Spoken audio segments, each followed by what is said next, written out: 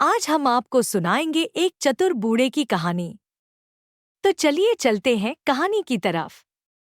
एक समय की बात है। एक गांव में राघव नाम का एक किसान रहता था। उसकी कोई औलाद नहीं थी। राघव के परिवार में सिर्फ राघव और उसकी पत्नी ही थे। वो खेतों में काम करके जो कुछ भी कमा लेता उसी में उसकी गुजर बसर हो जाती थी। पति पत्नी को किसी भी तरह की कोई चिंता नहीं थी। जरूरत की चिंता होती भी क्यों? उनके घर की जितनी भी जरूरतें थी वो राघव की आमदनी से पूरी हो जाती थी। दोनों का जीवन ठीक ठाक गुजर रहा था। एक दिन की बात है। किसी काम की वजह से राघव नगर गया और वहां उसने एक आदमी को देखा जिसकी बड़ी ही शानदार हवेली थी और वो बहुत कीमती कपड़े पहनता था। जब भी वो आदमी शहर में निकलता, लोग खड़े होकर उसे सलाम करते थे। उस आदमी को देखकर राघव के दिल में भी एक इच्छा पैदा हो गई।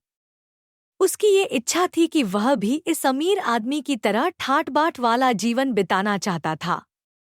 वो भी चाहता था कि वह एक शानदार घर में रहे, कीमती कपड़े पहने और इस अमीर आदमी की तरह लोग उसकी भी इज्जत करें। कुछ दिनों तक तो राघव ने अपनी इस इच्छा को मन में ही रखा और किसी से कोई बात नहीं की। परंतु एक शाम को उसने अपनी इच्छा अपनी पत्नी को बताते हुए कहा, भगवान, मैं नगर में रहने वाले उस सेठ की तरह अमीर बनना चाहता हूँ और बड़े ही ठाट-बाट से जिंदगी गुजारना चाहता हूँ। जब राघव की पत्नी ने यह बात सुनी तो कुछ पल के लिए वह सोच में पड़ गई। असल में राघव की पत्नी ने भी अपनी सारी जिंदगी गरीबी में ही गुजार दी थी। इस गरीबी के बावजूद वह अपने पति का पूरा साथ देती थी। जब उसने अपने पति के मुंह से धनवान बनने की इच्छा सुनी तो वह कुछ हैरान हो गई। उसे मालूम था कि इंसान को अपनी चादर के हिसाब से ही पैर पसारने चाहिए। अगर चादर से बाहर पैर पसारने की कोशिश की जाए तो चादर फट जाएगी। यह सोचकर राघव की पत्नी ने कहा, सुनिए जी, हमारी जिंदगी ठीक ठाक गुजर रही है। न हमें किसी का कर्ज चुकाना है, न ही हम किसी की नौकरी करते हैं। हमें तो ईश्वर का धन्यवाद करना चाहिए जिसने हमें आत्मसम्मान के साथ जिंदगी जीने का मौका दिया है। पत्नी की बात सुनकर राघव उस समय तो चुप हो गया, मगर अमीर बनने की इच्छा उसके दिल में अभी भी थी। बल्कि यह इच्छा दिन ब दिन और भी ज्यादा बढ़ती जा रही थी। रात के समय जब वह अपने बिस्तर पर लेटा होता तो शानदार हवेली और नौकर चाकरों के सपने देखने लगता। उसकी पत्नी तो आराम से सो जाती, मगर राघव सारी रात करवटें बदलता रहता। राघव की जो भी कमाई थी वह खाने पीने और रहने सहने में ही खत्म हो जाती थी। बचत के नाम पर उसके पास कुछ भी नहीं था। न ही उसकी आमदनी में कोई बढ़ोतरी हो रही थी जिससे वह अपनी इच्छाओं को पूरा कर सके। इसका परिणाम यह हुआ कि राघव हर वक्त परेशान रहने लगा और इसी कारण उसका मन अब काम में भी नहीं लगता था। उसकी आमदनी बढ़ने की बजाय अब कम होने लगी थी। पत्नी यह सब देखकर दुखी रहने लगी, पर वह बेचारी अपने पति को समझाने के अलावा और कर भी क्या सकती थी। राघव दिल का बड़ा ही अच्छा इंसान था। वह दूसरों की सहायता करने में कभी पीछे नहीं हटता था। इसी वजह से गांव के लोग उसे अच्छा आदमी समझते थे। गांव में उसकी इज्जत भी थी। एक दिन की बात है। राघव शाम के समय अपने घर वापस लौट रहा था। सर्दी का मौसम था, हल्की हल्की बारिश हो रही थी और तेज हवाएं भी चल रही थी। राघव ने देखा कि एक बूढ़ा आदमी रास्ते के किनारे पर बैठा हुआ सर्दी से कांप रहा था। जब उस बूढ़े आदमी की हालत देखी तो राघव ने दिल ही दिल में उसकी सहायता करने का फैसला किया। वह बूढ़े आदमी के पास गया। उससे बात करने पर राघव को पता चला कि वह बूढ़ा आदमी बहुत ही गरीब है और किसी दूसरे गांव का रहने वाला है। वह अपने गांव तक पहुंचने के लिए निकला था, मगर रास्ते में सर्दी और भूख से बेहाल था।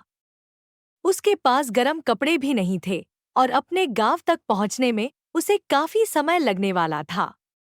राघव को उस बूढ़े आदमी पर दया आ गई। वह उसे अपने घर ले आया उसे खाना खिलाया और अपने घर में शरण दी। बूढ़े आदमी ने राघव के घर में रात गुजारी। सुबह जब वह बूढ़ा बाबा वापस जाने को तैयार हुआ तो उसने राघव से कहा, तुमने मेरी बहुत सहायता की है। मैं इस समय तो तुम्हारे इस उपकार का बदला नहीं चुका सकता, लेकिन अगली पूर्णमासी की रात को तुम्हारे घर आऊंगा और उस समय तुम्हें एक ऐसी चीज देकर जाऊंगा जो तुम्हारे हालात बिल्कुल बदल देगी। यह कहकर बूढ़ा चला गया। बूढ़े के जाने के बाद राघव ने पूर्णमासी की रात का बड़ी ही बेसब्री से इंतजार करना शुरू कर दिया। कुछ दिन बीते और अगली पूर्णमासी की रात से एक दिन पहले राघव के दरवाजे पर किसी ने दस्तक दी। राघव ने दरवाजा खोला तो सामने वही बूढ़ा आदमी खड़ा था। बूढ़े आदमी के हाथ में एक पिंजरा था जिसमें एक कबूतर बंद था।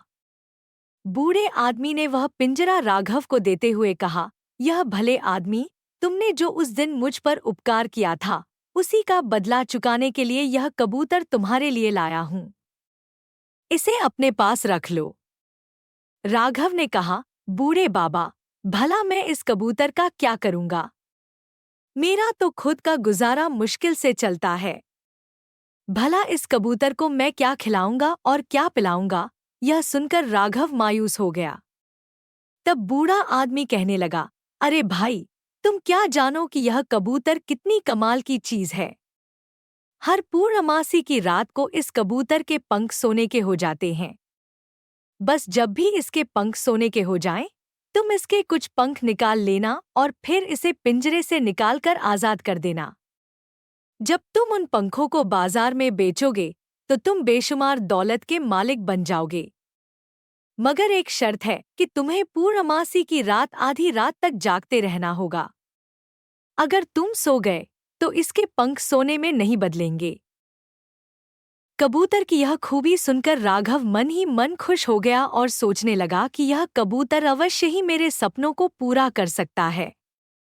यह सोचकर उसने तुरंत पिंजरा लेने के लिए हाथ बढ़ा दिया और बूढ़े बाबा का धन्यवाद किया।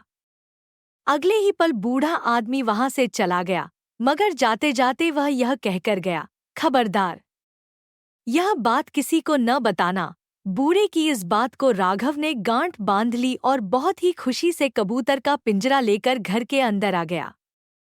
हालांकि बूढ़े बाबा ने राघव को यह बात किसी और को बताने से मना किया था, लेकिन राघव की पत्नी के बार बार पूछने पर राघव ने उसे सारी घटना विस्तार से बता दी।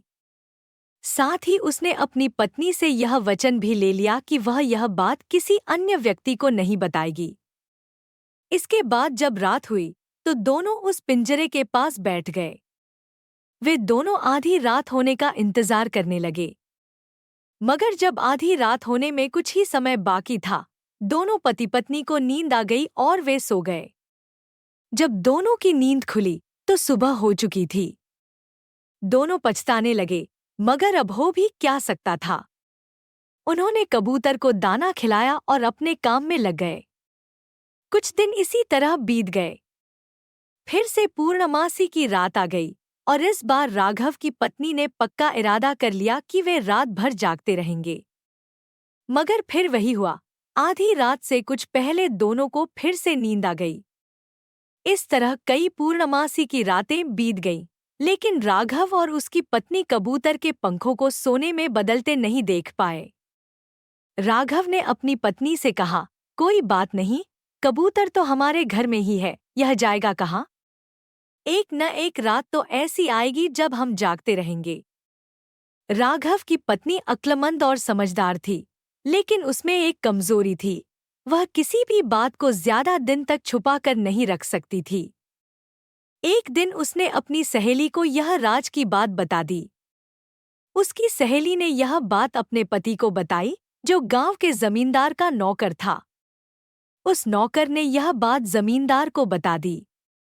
वैसे तो जमींदार के पास दौलत की कोई कमी नहीं थी, लेकिन वह बहुत लालची था। उसने सोचा कि अगर यह कबूतर मुझे मिल जाए तो मेरे वारन्यारे हो जाएंगे। उसने अपने नौकर से कहा, अगर तुम किसी तरह वह कबूतर वाला पिंजरा मेरे पास ले आओ तो मैं तुम्हें इनाम से मालामाल कर दूंगा। नौकर ने अपनी पत्नी की मदद से वह पिंजरा राघव के घर से चुरा लिया और जमींदार के घर पहुंचा दिया। किसी को इसकी भनक भी नहीं लगी। राघव जब खेतों से वापस आया तो देखा कि कबूतर का पिंजरा गायब था। राघव ने सिर पकड़ लिया और पछताने लगा। उसने अपनी पत्नी पर गुस्सा किया, तुम्हारी वजह से ही यह हुआ। अगर तुमने किसी को यह बात नहीं बताई होती तो ऐसा नहीं होता। राघव की पत्नी को भी पछतावा हो रहा था, लेकिन अब वह कर भी क्या सकती थी। उसने अपनी सहेली से कहा, तुम्हारे कारण मेरा पिंजरा चोरी हो गया, अब तुम सच बताओ। सहेली ने पहले तो कसमें खाई कि उसने किसी को कुछ नहीं बताया, लेकिन जब राघव की पत्नी रोने लगी तो उसने सच्चाई उगल दी। उसने बताया कि उसका पति पिंजरा जमींदार की हवेली में ले गया था।